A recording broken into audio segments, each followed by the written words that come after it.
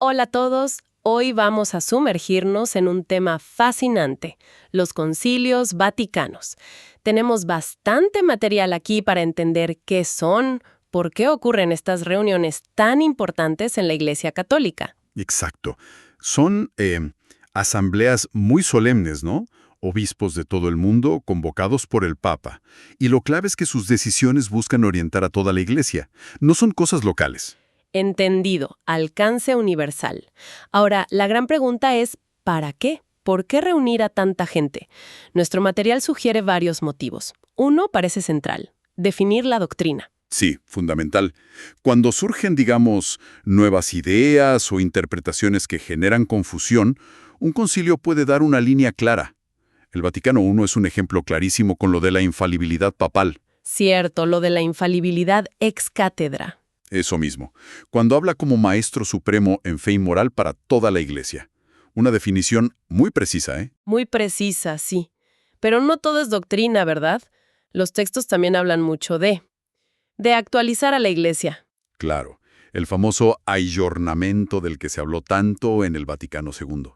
La idea es que la Iglesia pueda seguir comunicando su mensaje de forma relevante en cada momento histórico.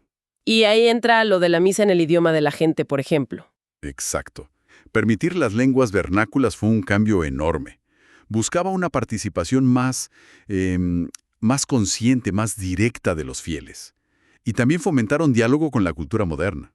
Qué interesante eso del diálogo. Bueno, además de doctrina y renovación, el material apunta a un tercer punto, la unidad y la disciplina interna. Indispensable, claro.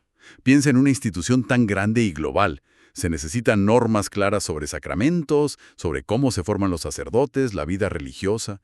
Todo eso ayuda a mantener la cohesión. Tiene sentido. Y un cuarto punto que resalta es el de fortalecer la misión pastoral. O sea, cómo la Iglesia se relaciona con el mundo. Precisamente. Un documento clave ahí es Gaudium et Spes, del Vaticano II.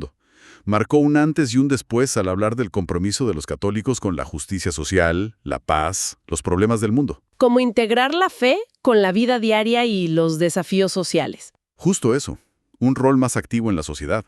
Vale. Entonces, hemos hablado de concilios en general.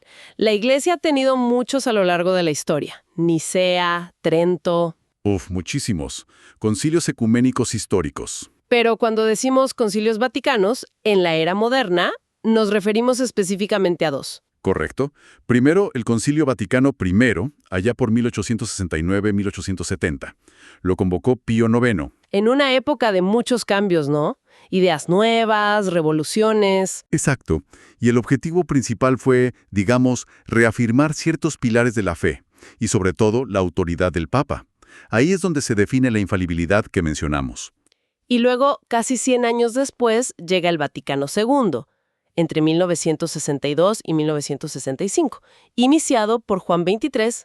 Y terminado por Pablo VI. Sí, Y aquí el aire fue totalmente distinto, ¿no? completamente distinto. El foco fue la renovación, la apertura. Buscar cómo la Iglesia podía dialogar con el mundo moderno después de un tiempo quizás más defensivo. Y de ahí salieron reformas enormes. Enormes. La reforma litúrgica, una nueva visión de la Iglesia como pueblo de Dios, dando más protagonismo a los laicos. Eso está en Lumen Gentium. Y un impulso fuerte al ecumenismo, al diálogo con otras religiones. Ahí tienes Nostra Aetate, documentos clave. Es que el impacto se nota mucho en la práctica. Del Vaticano I, el material dice que dejó esa claridad sobre la autoridad doctrinal del Papa. Sí, dio como un punto de referencia doctrinal muy fuerte, buscando unidad. Y del Vaticano II, el impacto es, bueno, más visible para muchos hoy. La misa en tu idioma, una iglesia que intenta dialogar más con la ciencia, con la cultura. Totalmente. Incluso ves su espíritu hoy, con grupos de laicos usando redes sociales para evangelizar. Es esa idea de participación y diálogo aplicada a los medios actuales. Ahora, el material que revisamos introduce un debate interesante sobre qué tan vigentes son hoy estos concilios. Hay una postura que los ve más como eventos históricos, ¿no? Sí, como que sus documentos ya están ahí, son parte de la enseñanza y ya está. Letra escrita, digamos. Pero hay otra visión. Claro, la que dice que el espíritu del concilio, sobre todo del Vaticano II, sigue siendo vital, que sus enseñanzas son una brújula necesaria para los desafíos de hoy. Y que quizás se necesiten nuevas reflexiones de ese tipo ante cosas como, no sé, la inteligencia artificial, la bioética. Exacto. Ese debate está ahí. ¿Son documentos cerrados o un proceso que sigue vivo? Bueno, para ir resumiendo, los concilios vaticanos son momentos clave, convocados por el Papa, donde la Iglesia se mira a sí misma y a su misión. Vaticano I, enfocado en la autoridad. Vaticano II, en la renovación y el diálogo. Y su impacto lo vemos en todo: doctrina, cómo se celebra la misa, cómo los católicos se relacionan con el mundo. Son puntos de inflexión. Esto nos lleva a una última reflexión conectada a ese debate sobre la relevancia que mencionan las fuentes.